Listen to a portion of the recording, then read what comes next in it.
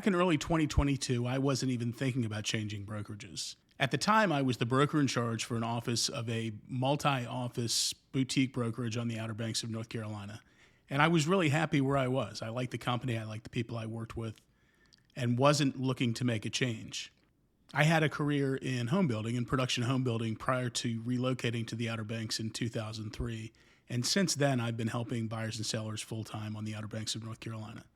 I specialize in resort and investment real estate on the Outer Banks of North Carolina. I have a very service-focused approach because most of the people I work with are really trying to make their dreams come true. They're people, it's an aspirational purchase, people who have spent, in some cases, their entire lives wanting to buy a home on the Outer Banks, and I feel like it's a real privilege to help that dream come true for them. So going back to early 2022, I was involved in a coaching program, the Tom Ferry coaching program. And 2022 is when live events first started happening again. We were coming out of COVID. I went to Blueprint, which was a Tom Ferry event in Nashville in early 2022, I think February or March of 2022.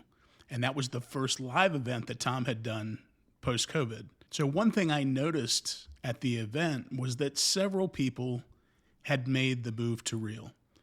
At the time, I knew a little bit about Real. I knew that they were kind of a tech-forward company. Maybe I thought it was a little gimmicky. But it did make me think, why are these people leaving? Because I knew the people that I saw making the move were successful people. So I started researching the company a little bit more. The first thing that most people start to think about when they look at a model like Real is the economics. For most people, makes a lot of sense from a money standpoint. Prior to Keller Williams opening in Kitty Hawk in, I think, 2020, I didn't know what a cap was. There was no such thing as capped commissions on the Outer Banks prior to that, other than like some of the 100% models where you may be paid an office fee and a small franchise fee. But we didn't have caps on commissions in the Outer Banks in 2020. So the first thing that catches your attention is, wow, cap commissions at $12,000. I paid almost $100,000 to my brokerage in 2022 and didn't feel like I was getting the return in value for that. So that was obviously a spark for me to learn a little bit more about what was going on at Real Broker. I was also attracted to some of the other opportunities that weren't available for a small boutique brokerage, the growth opportunities, retirement opportunities. And I was looking at it from a focus of someone who wanted to build a team or mentor other agents. And I saw an opportunity where, as an experienced agent, I could have negotiated a better split. But some of the members of my team at the time weren't in a position of strength to negotiate those kinds of deals. So looking at the opportunity for my team members to get a higher split and cap their commissions was very attractive to me.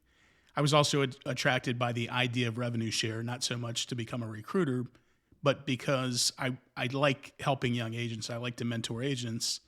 And I like the idea that bringing agents in, teaching them, and watching them succeed didn't mean that they were gone. It meant that I could continue to help them. I could help them in their business. I could help them grow their business.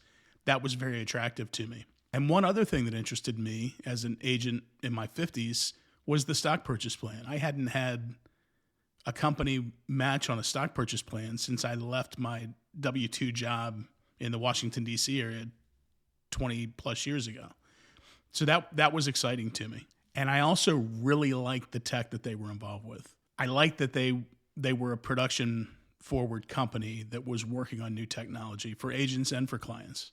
So in the spring of 2022, I actually had a phone call with Joel Kirsch, who at the time his title was Affiliations Manager. So Joel now is the Senior Vice President of Growth at Real.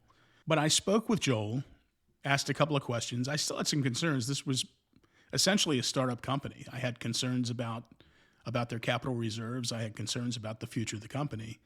Joel was super helpful talking through those. So why didn't I make the move in the spring of 2022? I just had a lot going on. I had a lot going on production-wise. I had a lot of responsibilities on my position with my prior company, and one of my kids was getting ready to graduate from high school. It was just, there were a lot of moving parts. The idea of a brokerage change at the time was just kind of daunting, and I put it on the back burner. Joel reached back out in June or July. We had a couple of Zoom meetings. Real wasn't present on the Outer Banks at the time. The Outer Banks has a closed MLS. We don't play well with others. There are no regional MLS affiliations. To become a member and list property on the Outer Banks, you have to belong to the local association. So they were looking for someone to open the market. And again, it was a super busy time. I remember having a Zoom with Joel, I think it was in July, and I literally had like a year's worth of production pending and getting ready to close. It was just a crazy time. So I put it on the back burner again. In August of 2022, I moved my kids into college, flew out the next morning to go to Success Summit in Dallas, which is the big annual Tom Ferry event in Dallas. So while I was in Dallas, I ran into Katie Day at a breakfast event one morning during Summit. Great agent out of Houston, great team leader. And it kind of reignited my interest, and I was getting to a point where things were loosening up a little bit. The kids were in school. I got through the big summer production rush. We were going into the fall, which is a busy time, but my life was clearing up a little bit. So I had a good talk with Katie, of course, went back, started working, and didn't forget about it, but put it on the back burner again. So Katie reached out again and started inviting me to masterminds and training opportunities. There were a few masterminds that I really liked, and I started attending and participating weekly, I guess, prior to Thanksgiving, maybe October, November of 2022, I started participating in some masterminds, and the collaboration just blew me away. It was reminiscent of what drew me into the Tom Ferry coaching ecosystem, but it was like 10 times better. I just couldn't get enough. It was actually kind of distracting that I had to limit myself to how many of these masterminds I was participating in, because I did still have a job to do. And one mastermind, I think Katie was leading. I think it was a mastermind about email marketing. And I had noticed that Sharon Srivatsa was on the call. And I knew who Sharon was, and Sharon wasn't the powerhouse in the industry then that he is now, that he's become over the last couple of years, but he was still a big player, very smart guy. And he was just randomly in this mastermind. And Katie talked about email marketing for 40 minutes, 45 minutes, and asked Sharon if he had anything to contribute. Sharon's a big email marketing guy. And he very politely just blew everything out of the water that Katie had just said. And in 5 minutes, changed my email marketing. Just blew me away. And I texted Katie while we were on the call, like, what the hell is Sharon Srivatsa doing here? And she said, oh, one of his business partners just joined the company. He's been knocking around a little bit. So I found that interesting just because I was a fan of Sharon's and knew that he was smarter than me. So I like to spend time in rooms with people that are smarter than me. But I guess my big takeaway from that time, Sharon being in the room, but also the other people in the room, the amount of collaboration, and this is the hardest thing about the company to convey to others.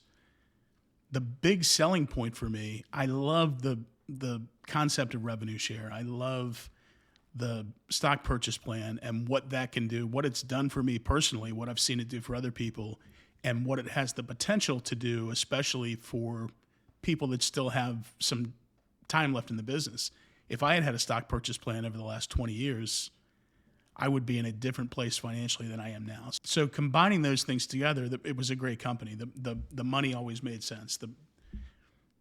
We were getting near the end of the year. I was looking at how much I had paid my brokerage and thinking about what I felt like I got in return for that. And I felt like they got a better bargain than I did. So the money was still there, but I wouldn't have changed brokerages just for the money.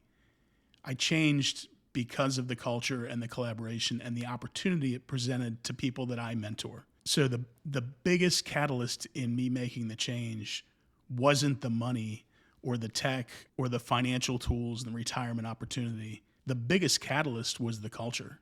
It just felt like such an opportunity to be a part of something that I felt was changing the way people practiced real estate. So going into the holiday season, when a lot of people make these kinds of business decisions in the real estate industry, a lot of people when they decide they're changing brokerages, the end of the year is a natural time to explore opportunities. But going into the holidays, now was the time for me to focus on it. I spent a lot of time talking to my wife, talked to some other people within the industry that I respected, both inside the company and out. So I had one final Zoom with Katie. I wanted to make sure I had clarity before I pulled the trigger and made a big move.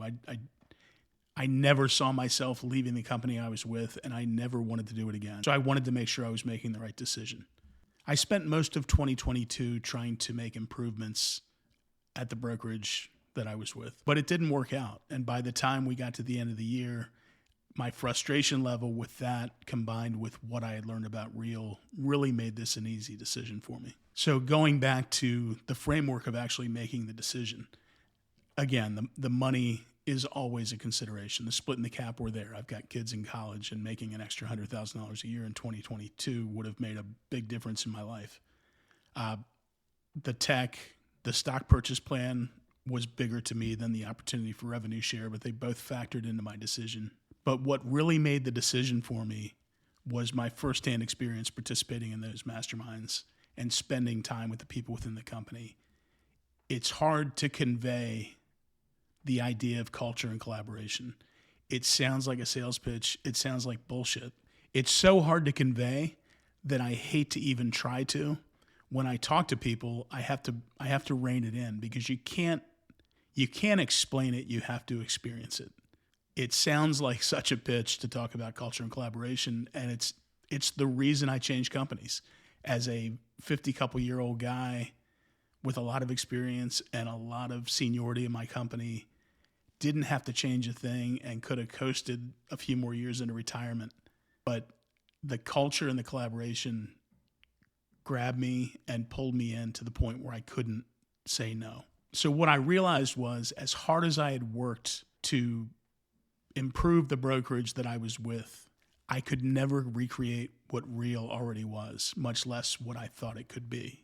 So I had that Zoom call with Katie. I checked the date. It was December 7th, 2022. That Friday evening, sometime over the weekend, I went ahead and signed my independent contract agreement to join the team, or to join. So when I woke up Monday morning, poured myself a cup of coffee, jumped on my computer, I'm scrolling through, and I saw the press release that Sharon Srivatsa had been named the president of Real Brokerage. And that really reinforced my decision. Any lingering doubts I had, I felt really good about my decision when I read that about Sharon. And Sharon led the company as president of the company for several years and helped grow the company, I think, by 400%, 500%. Sharon in 2025 transitioned out of his position as president of Real and moved over to the board of directors. He's still active in the company, just not in the day-to-day operations. So I shared this because when I was looking to make the decision, there weren't that many resources available. Malcolm Lawson, who's one of our longtime agents, has been posting videos for a long time, and his take on everything is great. But I was looking for more than one viewpoint at the time that I was exploring it, and I didn't see those voices out there. So what should you take away from this video? First, Real isn't for everyone. This isn't a perfect brokerage, and I don't want to frame it that way. It's perfect for me. I love where I am. I love where we're going. It's been a great ride, and I'm just happy to be a part of it. My goal is to give you clear, honest information to help you make your decision. If you feel like it's something that you want to explore further, feel free to reach out. You can call me, text me. There's a link below to schedule a Zoom. I'd be happy to share my experience.